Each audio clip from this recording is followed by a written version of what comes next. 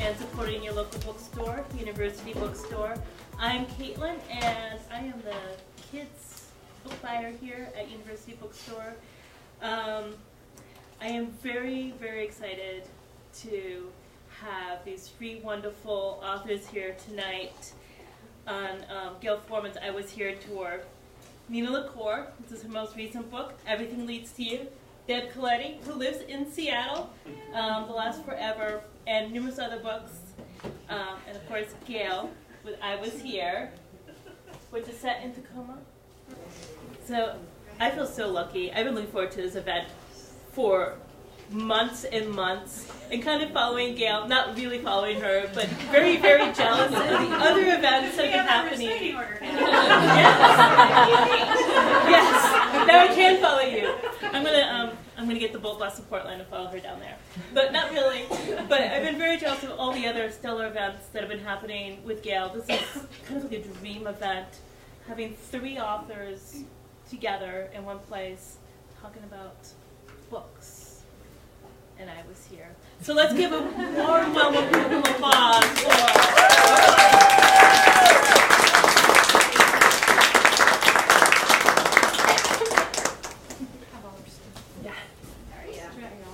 Bring your suitcases. I'm so glad that you mentioned that the book was partly set in Tacoma. I feel so bad for Tacoma because I've seen so many things written about the book, and it's like, Seattle. She goes to Seattle to collect her, and I'm like, no, it's Tacoma, poor Tacoma. Even when you try and give it some love, it just doesn't work. So I'm really excited that you guys are all here. I'm told the whole city is in mourning, so hopefully we'll help you work through it. We're going to start. I'm so excited. Nina came all the way up from the Bay Area to be with me today. And Deb's our local heroes. So, and I just informed them that we're going to do a dramatic reading because that was so fun and successful last time that we did one here. So we're going to read a section here, and then we're not going to do any more reading. We're just going to do talking. But it's a serious section that winds up not being serious in this part. This is about 2/3 of the way through, but it's not too spoilery. It's Cody, the main character. Her best friend, I'm not giving much away, when the book opened, has taken her own life. And Cody sort of spends the book trying to understand why this has happened. It didn't seem like this would happen. Her friend Meg wasn't the sort who seemed like she would do this. And so she has sort of done all of these brave/foolish things trying to figure out the whys, and it has brought her to Boise, Idaho on her way to Laughlin, Nevada, and she is with these two people that she has met who knew Meg before her. And playing the part of Stoner Richard is Nina LaCour. Gayle cast me in this part. I'm not sure what she was saying. You're from the Bay Area. It just seems to work, right? And playing the part of the enigmatic hot guy, Ben McAllister. And being the narrator and the bitter, angry Cody is myself. So we're just going to start and jump right in. And we'll go from there. So they just had this very nice dinner with Richard's family, and now they're sitting around the campfire. You guys ready? Yes. Okay. You're acting. Okay. She's really going. Yeah. All right. So we're sitting around the fire now. I'm hit with a sudden wave of aching nostalgia. I miss this, but how could I miss this when I never truly had it in the first place? It was secondhand through Meg, like pretty much everything else in my life. The firelight crackles. Richard finishes his beer and stashes the empty in the bushes. You want another? He asks. Ben shakes his head. Better not. We have a big drive tomorrow. He looks at me. I nod. So where are you going exactly? Ben looks at me, asking the same silent question. I still haven't told him the whole story. Laughlin, Nevada. I caught that much. Richard replies. He goes to the cooler and grabs another beer for himself and a couple of Dr. Peppers for Ben and me. Something in my chest twists, and it's ridiculous. Because I'm getting emotional, because I remember what soft drink I like.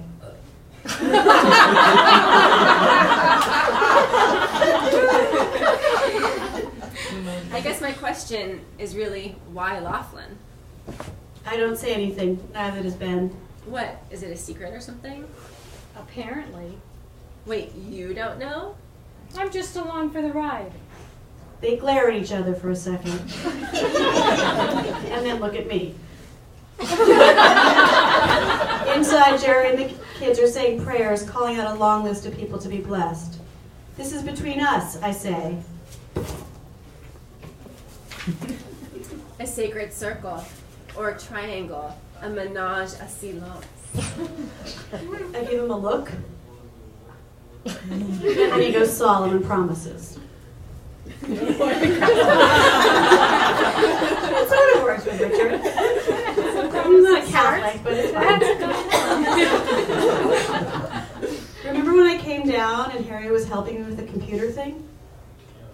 We found an encrypted file on Meg's computer, and it turned out that it was instructions from the suicide support group, a group that supports your decision to end your own life. I did some more digging and I uncovered her posting to these discussion boards. There was this one guy. He was like her mentor. He encouraged her. That's messed up. Yeah, it is. I can't believe Meg fell for it. I know, but I lack the conviction on this one, because now that I know Bradford, I can believe it. So I found this guy. Now I'm going to see him. You're what? I'm going to see him, but it comes out tepid this time.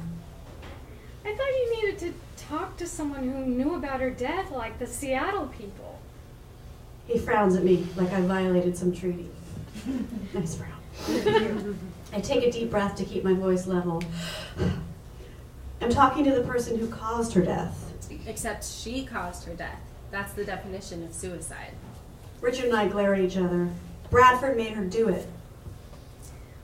Which makes going to see him a brilliant idea. You knew I was looking for him. Oh, sorry, is that me? Yeah. I don't know shit, Cody, because for the last 6 weeks you've refused to talk to me. I'm talking to you now. I spent the last 6 weeks trying to smoke this guy out. And how'd you do that? Richard asks. Harry helped me, but mostly it was me. I kind of posed as someone who was suicidal. You know, me, appetizing mouse, him, hungry snake. Jesus fucking Christ, Cody! Are you insane? You mean like Meg was? That shuts him up. How does one do that? Pose as suicidal. My only experience is the opposite. Someone suicidal posing as okay. I could bullshit. I could say I lied, made it all up, but I tell the truth. I found the part of me that was tired of living, and I put her out there. I looked down, unable to face their shock or anger or disgust. I suppose that does make me insane. I sneak a peek at Ben, but he's staring hard at the fire. Nah, everyone goes there. Everyone has their days. Everyone imagines it. But you know why my pop says that suicide is a sin? Because it's murder, because only God can choose when it's your time to go, because stealing a life is stealing from God. I parrot all the awful things people said about Meg. No, because it kills hope. That's the sin. Anything that kills hope is a sin. I'd chew on that for a while. So what do you expect to accomplish now that you've found this guy? He has to be liable, somehow, as an accessory or something. So call the cops. It's not that simple. Have you told Meg's family? You're missing the point. None of this will bring her back. You know that, right?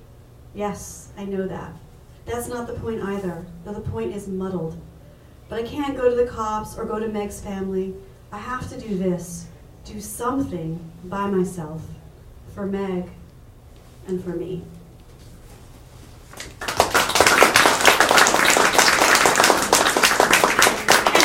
Excellent improvisational reading there. We didn't have a guy in a leather jacket, but we made it work.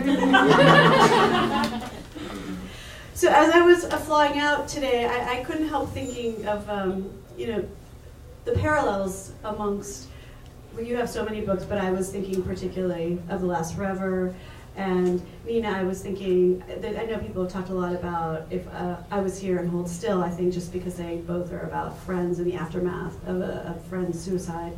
But other things that we had in common, like road trips, which are such a delightful thing to write. This was my first time really writing a road trip. Was it? Yeah, is that something you've done a lot? I don't know if Yeah. we need the mics. Do we need the mics? No? Yes?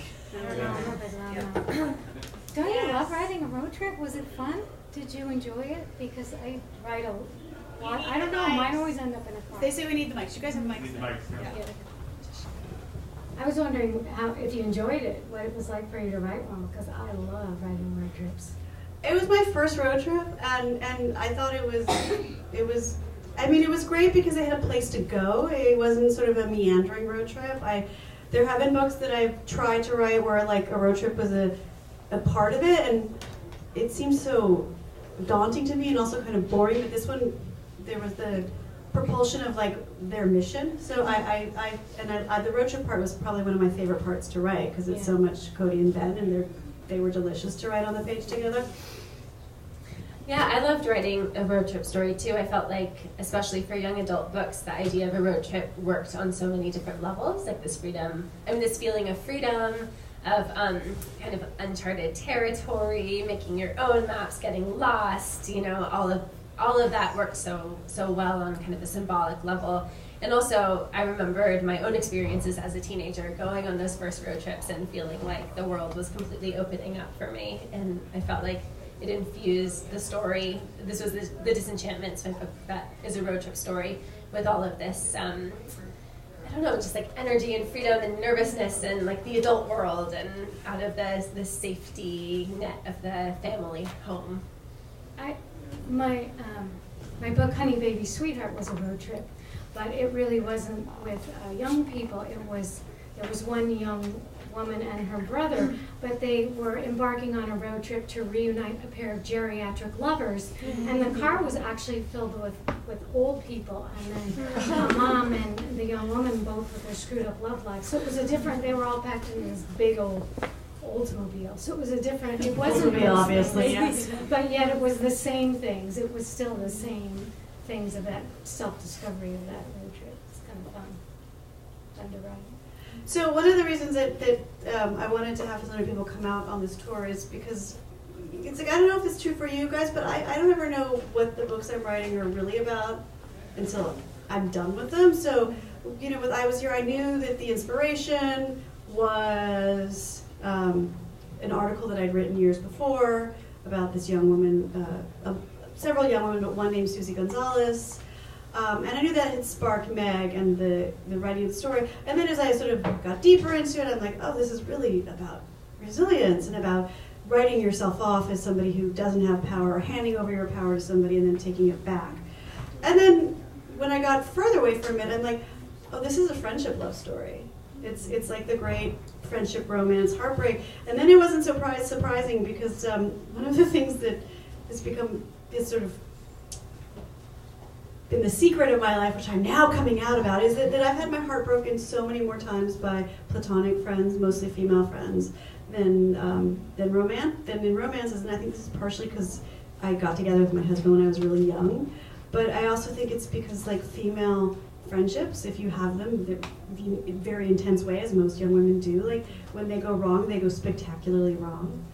But I know that it's sort of been this, is that the case for you, where how's that worked into your work? Well, it's interesting because a friend of mine read my first book, Hold Still, which is also a suicide grief novel and also a novel about friendship, years after I wrote it. And when she finished, she called me and she said, I felt like the whole time I was reading a story that was just a metaphor about female friendships, and that the loss of the narrator's best friend didn't have to be suicide, it was just the loss of a friend. And maybe it was a subconscious thing, because after she said that I thought, oh yeah, that's what so much of my high school experience was about, and here I was channeling this high school voice for the first time, and remembering how painful it was to lose a friend, how painful it was to be to have that relationship be severed and feel like you're on your own and trying to figure out who you are without this other person. And so yeah, that really resonates for me. I'd like to say it was just in high school for me. I think the first time I got badly dumped by a friend was 7th grade, and then I got terribly dumped by a friend when I was in my early 20s. This situation was such a weird situation. It was like I had moved in with this person, we were roommates, and then she started going out with this guy, and he kind of moved in with us, and then they wanted me to move out, and then I went away for a weekend, and while I was gone, they moved out of our 2-bedroom apartment into a 1-bedroom apartment in the unit, put all my stuff in the garage, and then if I didn't move out, they threatened to beat me up.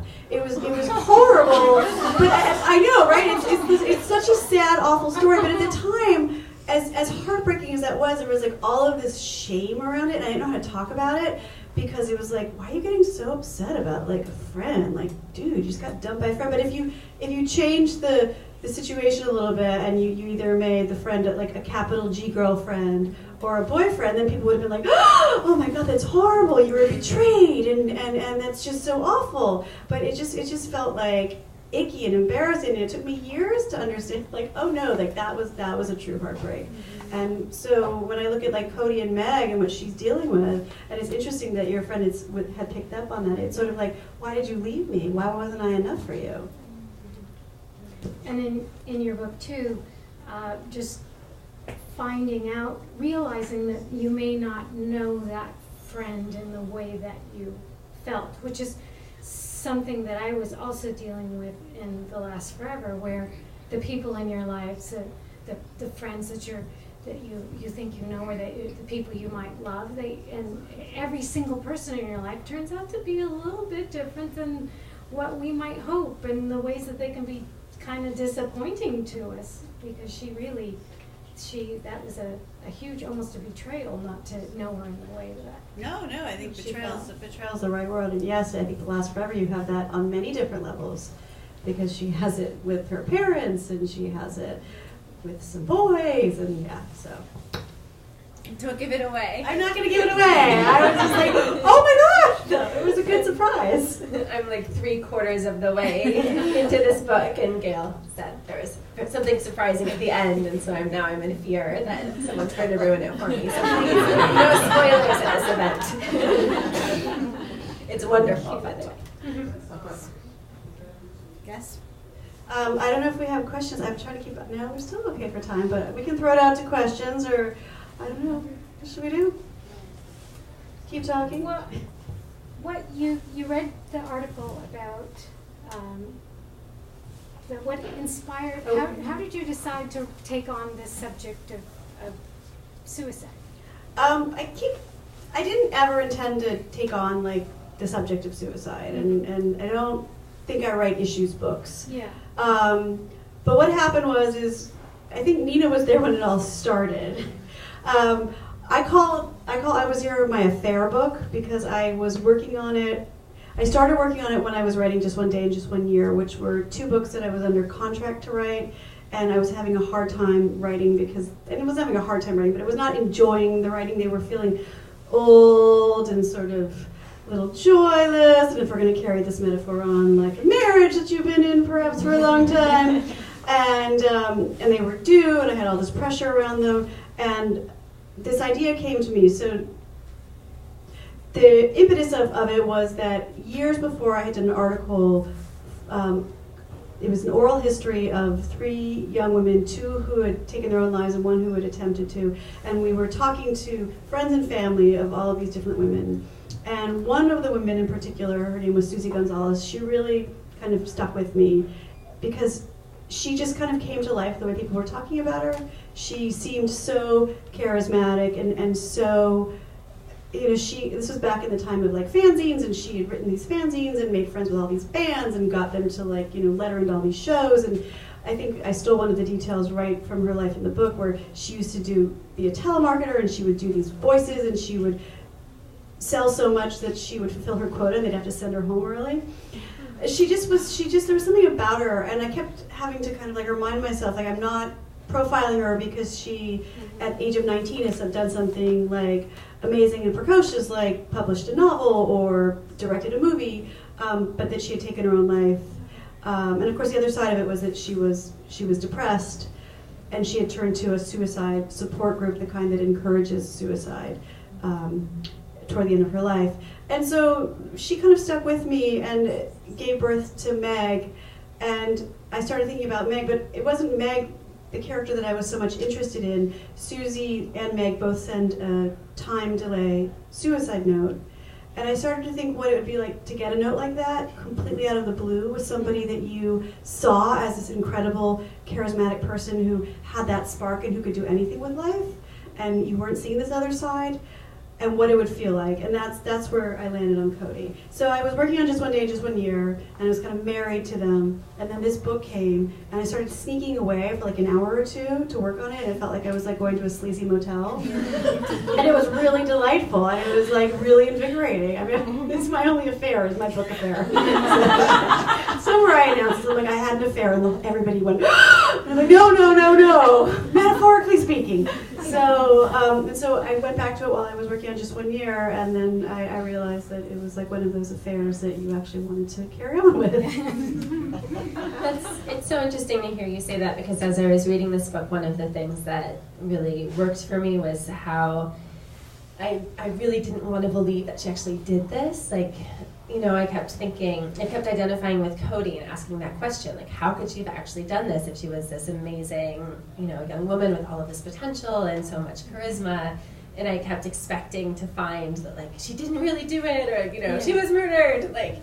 And of course, it is a book about the aftermath of suicide. She was not murdered, but I just felt so strongly with Cody, like, just questioning how this could have been possible, and just that whole question that was already brought up about, you know, how well can you really know another person, and what secrets are there that need to be uncovered or will never be uncovered. And that was really beautiful about your book.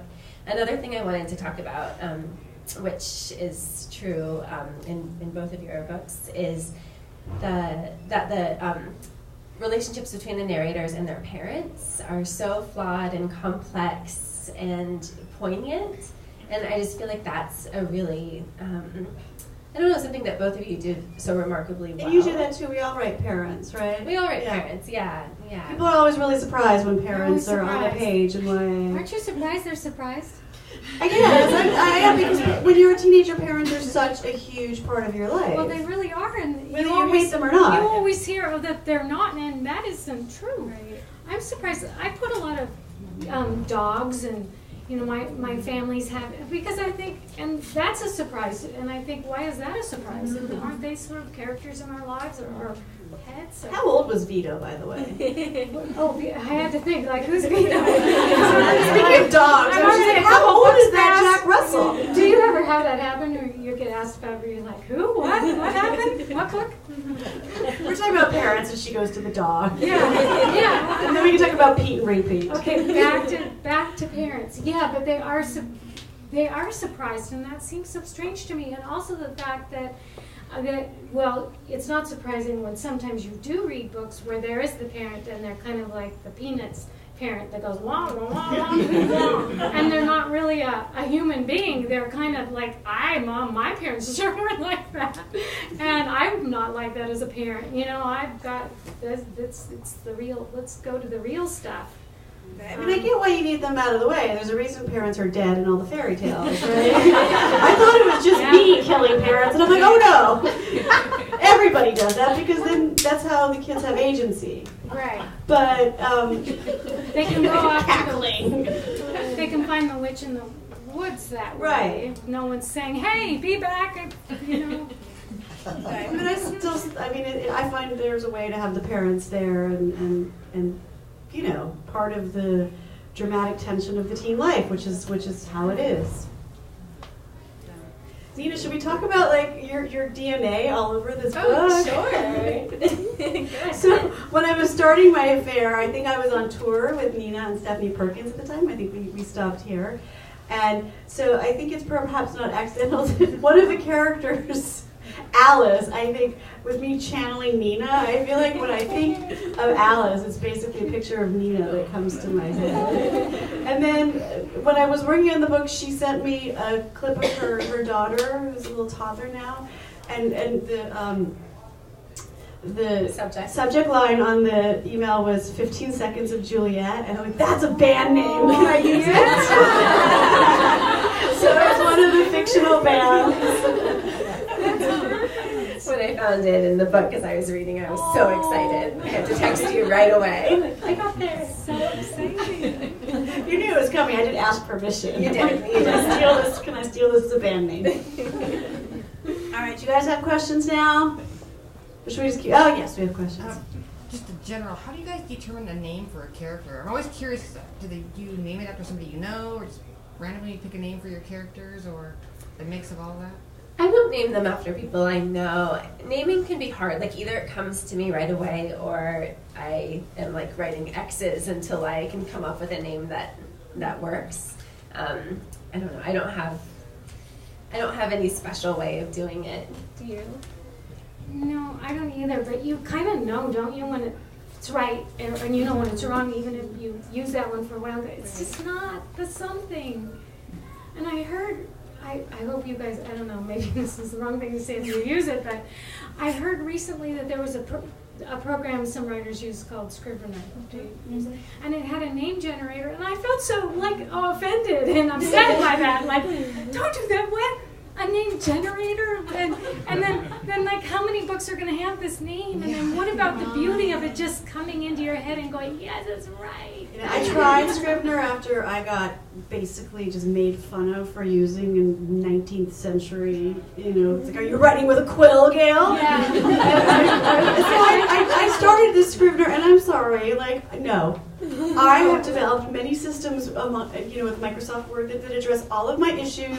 I don't need you, Scrivener. I have my overflow file. I know how to name my drafts. I know how to go back and forth. I don't like you with your little chopped up sections. Totally. I want to marry it all together. I don't want to know what word count is. Why are you making it so hard on me? Yeah, and how about just that blank page? Because all the stuff. I don't want all the stuff. I want me and the blank. I don't need to metadata my stuff. That's the I can come up with my own names. Thank you. To answer your question, Cody the character and the name came at the same time. Because Cody was just such a, Ben calls it a cowgirl name, but there was just something about it. People start the book and they think she's a boy. There was something about it that was tough, and I really liked that name. And Ben McAllister, I think he was McCallum, but that's my neighbor's name, McCallum, so I got rid of the McCallum and changed to McAllister. And then Stoner Richard, it was just came right away. And the tree is based on somebody that I once met from Tacoma. Named Tree in real life. She was named Tree. Does that surprise you in the Pacific Northwest? I know somebody named Tree. Yeah. How many people here know somebody named Tree? All right. How many people here know somebody named Stoner Blank? Or should know somebody named Stoner Blank? Yeah. It is the Pacific Northwest. Plenty of people you call Stoner Blank. After 10 or 11 books, do you find yourself accidentally reusing names, or? I can't remember who I called what. That sounds kind of familiar. Maybe I better try something else. Thank you. Who else? Oh, come on. I'll throw, I have this York peppermint patty, I'll throw it. Sometimes when I do school visits, I have to throw Reese's peanut butter cups to give the kids a cover, because otherwise they look uncool if they ask questions. So you're doing it for the York peppermint patty that I stole from the office. All right. So, Catch. Heads up. Oh, heads up. Oh, God. Hey, that happened at Super Bowl. We're not talking about that. Oh my God, we had everybody so happy. And now are you going to reenact that commercial with the little boy and everybody dies? No, I die. Really? By Gayle Boy, Forman. I wasn't expecting that. I'm sorry. Go ahead. Okay, to bring the Super Bowl again. I guess my one question would be, and you kind of touched on it a little bit with your affair, was just having just how do you to reach out, and how much time does it take to come up and start going for the next book? Because I just find that to be so fascinating, and especially if, say, whether it's for young adults or something else, just how do you reach out and get going and get motivated and come up with the ideas for the next journey you're going to go on paper? I'm curious, Nina, why don't you answer that? Because you had a life change since you started your last book, and is it different? The life changes. It's an affair. No, it's a baby. Let's see. For my second and third book, the idea came to me right as I was starting or kind of reaching the midpoint on revisions for the one that came before. So it was I feel like it was my brain saying, okay, like you're almost done. This is the home stretch. You can start thinking about something new. But for the one that I'm writing now, honestly, I had an idea of a structure that I wanted, which is the first way that it's ever worked like this for me. Usually it's like a character or a line or an image, but this was like a structure. I wanted to do something that went from present to past to present to past, and I had this thing in my head. I wanted one to be like very slow and focused on like every moment, and the other to tell a story that covers more ground. And I had no idea what to write about, and I just kind of started saying, I don't know what to write about. And in this case, my wife said, I have an idea, and it was like a place and a character, and I was like, great, that's wonderful. And then I turned it into something much different than what she had expected. I think she was thinking like, oh, a light, happy story. And then I was like, yes, this is perfect. It's dark and miserable. But in that case, like that's all I needed, and then I was able to put it on the structure, and then it worked. So I think that's just like one little seed. I think is sometimes all you need, and I think like looking for it wherever the universe will give it to you. Yeah. You're looking at me. What do you do? You've got like 11 YA books. How do you do it? This sounds very unromantic, but my mortgage is very inspiring. And my kids' college tuition was very inspiring to me. And so, but I've been doing it for a while, so I have like a pattern, a rhythm by now where I know kind of how it works. And once one is tucked away, I have a few months to kind of think. Sometimes you have the affair book that's like waiting there for you. You can't wait. You're like, oh, let's get this one over with so I could get to this one. Or there's, you read something, or I spend a lot of time during that time in between reading and trying to just get inspired, and just like Nina said, letting it come.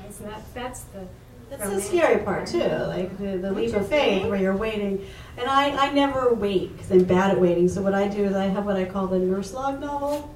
You guys are from Pacific Northwest, you probably know what nurse logs are. I have to explain them to everybody else. But it's like the dead book that's never going to come to life. But from that dead book that I work on, and most of the time I know it's dead. I know it's just kind of lying there.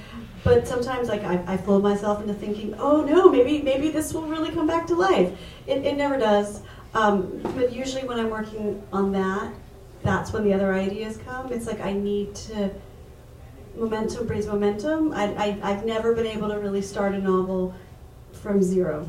So I have to be kind of like driving along at 30. And then something hits. God, I have like 12 metaphors in one answer.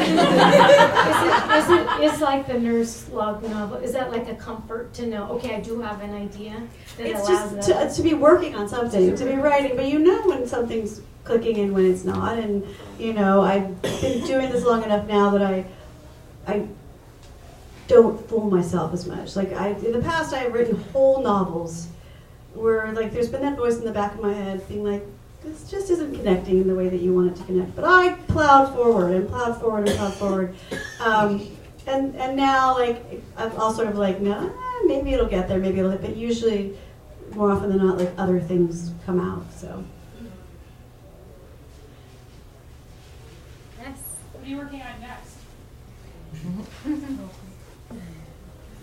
So, using the affair model, which works so well for me, I've decided to really whore it out. I'm working on like 3 things now, and I've been pivoting back and forth between them, and it's either going to be like a gladiator match where they knock each other out, or like it's just going to, but it seems to work. Like I should say one of them seems to have been backburnered for now, so it's 2.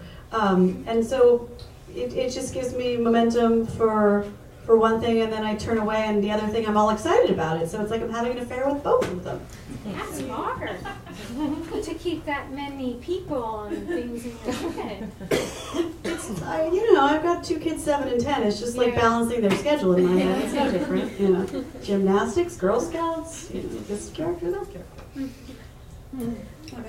I'm working on a new young adult novel. I'm almost finished with the first draft, and it's that one that I was describing.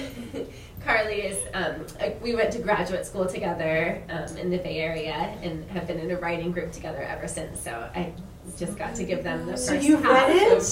She's read it. Oh my God. Steal Carly's phone.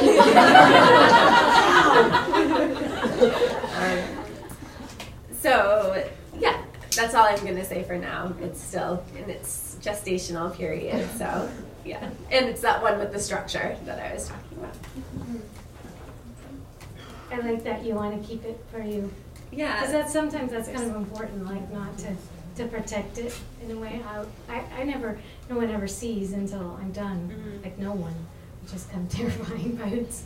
Steal Deb's phone. My second adult book is coming out in July. I keep wanting to call it the title I named it, and it's been changed, and now I forget what the title is. Somebody Google her book title. Yes. It's called The Secret She Keeps. It's about two sisters who go to their aunt's old divorce ranch. They're questioning their marriages, and it takes place both in the past and the present. Divorce ranches were the places where women in the 30s, 40s, and 50s who were sort of high society types or could go and establish residency for 6 weeks in Nevada to get a divorce. And it was a time of, sisterhood, talk about friendships and that kind of thing, but and self-discovery. So I already see the movie for that one. I know. well, let's hope so. Oh my God, that sounds amazing. You do a lot of research for your books. That one I did. Yeah, I don't always, but for that one. The Last Forever feels like it Oh, had yeah, a I good did amount. I mean, too. there was Yeah, all of right, that that's right. botany. Yeah. And then I'm working on a YA novel, same where it's kind of like I don't even know how to talk about it yet. But that'll be coming out in 2000. What year are we? 2016. 2000 later. Ellen, hi. Hi, Gayle. Me being a teacher, I teach 5th grade, and what do you, and I have 2 of my students are here supporting you. It's great you students are here. How do you, do you think about the audience that's going to read your book, and how do you feel about younger kids reading your book or older people reading your book, and especially if you do YA and adult books, how do you understand the question? Yeah. Who's going to read it? Totally understand the question, and if you think about that though as a writer, it's sort of terrifying because then you think that I would think my ex-husband might read that, or my OBGYN might read that, or my grandma might read that, or all kinds of terrifying people might read that, let alone varying ages. So maybe it sounds terrible to say, but it's probably best not to think too much about that and to really concentrate on those people dear to your heart and that page and the sentences coming out and making them beautiful. I wish I could say I thought more about that, but I kind of try not to. And it actually makes you feel better. Oh, good. Okay, I was worried about something. I write for myself. I am my audience, and whether I'm working on something for young adults or younger or older, I'm still writing for myself. So I'm not thinking about the reader in that way. I'm thinking that if I'm writing a book that I'm engaged in, that the reader will be engaged in. Clearly, as you can tell by Deb's rendition of Ben, with the cursing, I'm definitely not thinking about a 5th grade reader for a book like I Was Here, or even If I Stay. And I have to say, the movie has definitely made the reader younger. I've seen the age drop, and my own daughter, who's a 5th grader this year, read it over the summer, and I was like, I don't want you to read this. That used to really upset me because I thought that the premise of If I Stay was so scary for younger kids. No offense to you guys, younger readers, but I think that they internalize it differently than older readers do. Right. So, and same with Harry Potter. I think that's another really good example where you read it on a certain level, because those things, they get dark after 4, and intense. And as an adult reading them, I was just heart in my throat the whole time, and big, deep, dark stuff going on, and my daughter's reading them on a completely different level. So I stopped worrying about that, and it's, I get to make the decision for my kids to some degree what they read, although I've told Willa she can't read where she went, thus ensuring she will sneak it off the bookshelf. And I was, when I think about what I read when I was a kid, I mean, probably not 5th grade, but not too much later, I was reading Jackie Collins, and Harold Robbins, and Sidney Sheldon, and, I am now the one having all the affairs, but really, I was like a pretty innocent kid reading these books. I don't think it impacted me. Yeah, for the most part, I agree with both of what you guys said. I think there's one thing that comes into my mind though when I'm working, and it's like not sex or profanity or like the situations, but whenever I have a character who smokes, that's the thing that like where I'm like, children. Like that's the, so like I don't want this to be cool. Like I don't want to perpetuate this like, people who smoke are cool, or it's cool to smoke. And so then I always like question myself, like, can I have them do something different instead? That's the only time. Oh yeah, smoking is like only a bad thing. Like it's only something that you give up to show your character developing. Exactly. Yeah, I did that with one of my characters. Like she had to smoke, one of my characters, but yeah, at the end she quit. If they make a movie, they can't smoke. Can't smoke to PG-13. Wow. Yeah. The things you know. I would love to hear how setting influences your plot, your characters, and then how your characters sort of influence their setting too. I think Deb should start because all of your books are set in the Pacific. Yeah, I've always thought of setting as a character. And being from the Northwest, look at the quirky, rich, dark, dramatic, annoying, whatever character we have here. I like to set a lot of them in the island and San Juan's because boy, how can you not? Everything's falling all over you there. And even, here comes the announcement that Gayle was telling us about. I feel like I'm in school, like we gotta get So I really think of it as I love writing setting. Yeah, same here, and it's interesting because, I was here brings me back to the Pacific Northwest, a different part of it. So I lived in Oregon. I went to college in Eugene, and secret among us is I didn't love it there. I was not into the Grateful Dead. Eugene was not an actual place for me to go. People would say things to me like, God, you wear lipstick, you are so big city. I didn't know what that meant. And then so, I graduated and moved to New York City. But I don't set books in New York City. I set them out here. There's something about it that has just like impacted me, and I think I met some of the most important people in my life here, and my sister and her family live out here, and it's just, I don't know, so it keeps coming back, so. I think that it's a different energy, like each place. At first I was just setting books in the Bay Area at first, and then in my second one they travel, and then everywhere they go it affects them differently.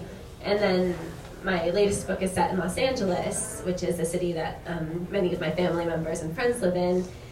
And that was really interesting because that was the first time I'd written about someone who grew up in a place where I didn't grow up, because in The Disenchantments they were from the Bay Area like me, they were just experiencing other places. So it was a cool challenge to, write from the perspective of someone from a place that I've never lived.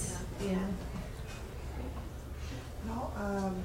How do you keep a flow? Do you have a structure that you follow that you kind of in your head, or, your books flow and stop when they're supposed to. I'm a tangent person, so I'm all over the place. How do you keep yourself focused in that level? That's one of those where, I said there's this unromantic thing. This is where it gets a little mysterious, I think, because I don't know. I think we have two camps as writers. You have the outliners who keep the flow going because they regimented it out like this, and then you have us free fallers who like to see where we're going, because for me it's like life, and I make discoveries along the way, and then so we just follow the road. And so I don't have a really good answer to that other than what happens next then happens next, and I trust that weird process. And I think it's like always says like a wacky Greyhound bus trip where kind of, know the beginning, probably know where we're going to end, but how we're going to get there exactly and what's going to happen along the way, we'll find out. It's not a very good answer, but it is terrifying, but I guess, I don't know, I trust the process at this point. Not a good answer. I don't It's a have good another answer. one. Yes, it is a good answer. Thank Do you have a better answer to that? How you? No, I mean, but that's the joyful part of writing is not knowing where you're going and going there. And I've come to realize that the plotter, pantser, freefaller, that I don't know that dichotomy is so, one or the other, because I always thought that I was not a plotter, and I think I'm not, like writing just one day and just one year, because they required more plotting is part of why they felt like a old, unsatisfying marriage.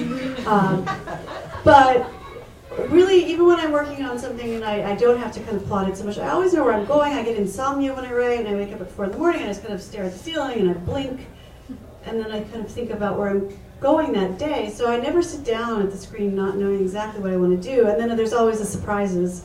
What happens? Oh, you said that. Wow, I didn't see that coming. Which is my favorite part of the whole process. Thank you. I have a dusty Altoid that I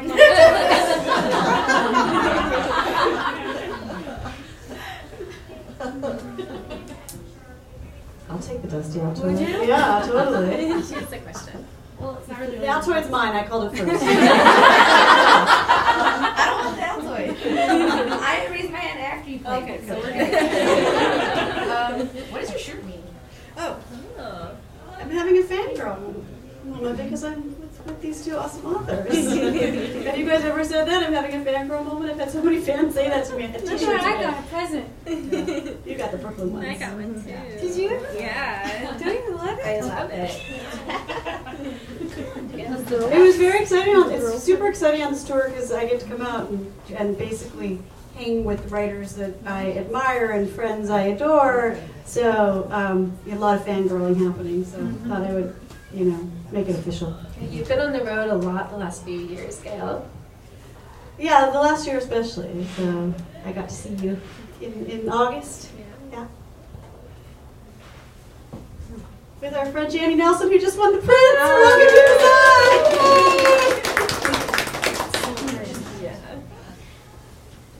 Yes. When you, in general, is there like a certain point in a book where you start? Like, do you start in the middle, or do you have a beginning right away or an end right away? How to put that all together? I write kind of in the way that you just described, where it could be anywhere. It's often for me a scene in the middle, in the beginning. So you start just like randomly in the middle, like there's a scene. Yeah. That's crazy. I know a lot of people do that. I hop throughout the entire process. Even now I'm almost done with this draft, and I'm still completely hopping and filling in blank spots, and that's just the way that it comes to me. And I sometimes wish I could do it from the beginning to the end, because inevitably there are changes that I have to go back and make, because I'll discover something about the story or a character and then have to go back. But I don't know, just the way it goes. Wow. I feel sort of like the kind of person who puts my clothes closet, the colors are all. I'm feeling a little like that person, because I definitely start at that first line, and then I go, and not that I don't revisit that. Every day I kind of do this part, and then the next day I go back a bit, look over, and then go forward a bit, then go back a bit, then go forward a bit till we're at the end. So it's very too. I do that too. And the going back of it really helps, because it's like starting at 30 miles per hour again. Like you're not starting with a blank page, because you start to fix that up, and then you've already got your momentum and you launch into your new work. It's a really helpful way to do that. Yeah. And what you do where you're having to go back and make adjustments, that happens when you're writing chronologically too, because you discover things all, like, oh, there's that, and I should go back and change that. And even when I want to write the end and I know the end is like my carrot. Oh, isn't it? I can't write it ahead of time. Like, that's cheating. I know. Exactly. So, a friend of mine was telling me how he writes that last part first. And I think that's kind of like, I don't know, like reading the end first. Yeah, you need to have that. You need to have that dessert, you know, to get through all those vegetables. And my closet at home is not color coded and neat at all, and I do it that way.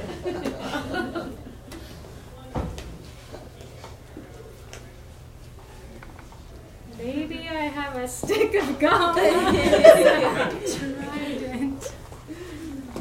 I have a question. What's your revision process like? Do you revise as you go? Like you were saying, I go back and look at, what I wrote before and keep going, or just get it all out there and go back? I revise as I go a lot. Kind of all the time, I guess. And I write very, very slowly, and then I go back and tinker a lot. But in terms of large-scale revisions, I'll wait till I have a full draft, usually before, because I need that space. I take some time, I read it over after a little time has passed, and then come up with ideas to go back and change it. Well, we're going down. So revision is the thing. It's the beautiful thing. It's like what we don't get in real life, where you can't go back over and say that great thing you wanted to say, but you didn't get to say. So, and then I do it every day, and then I do a big giant one that's about 3 months long when I get to the end.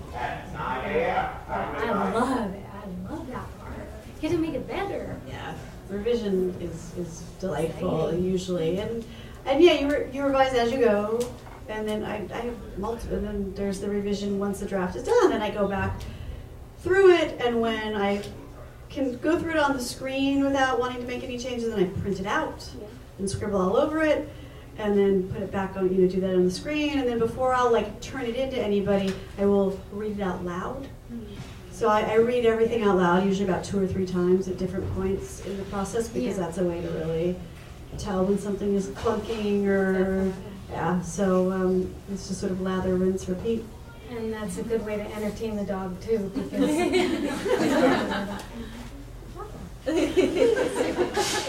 and there's that moment by moment revision, that I'm always doing, where there's writing on the back of receipts, and wait, that's a better way to do that piece, and so it's almost like a constant. The things that hit you in the shower. Oh, I know, it's the best.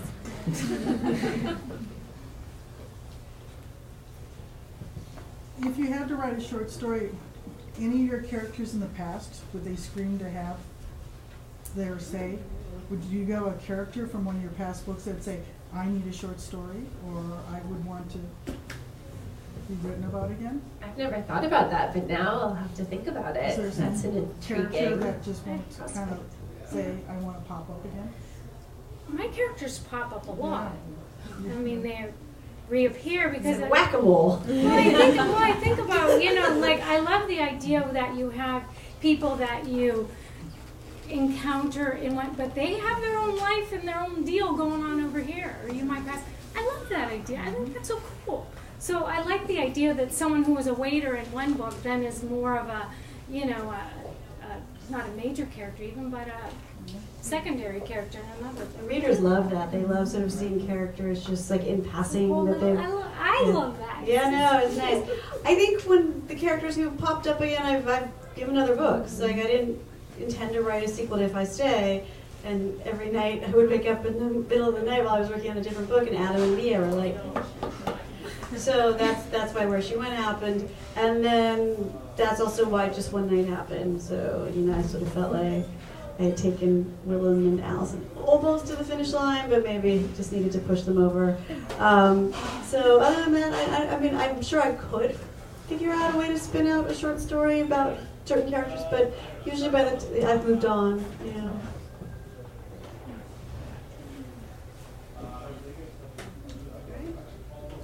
All right, good?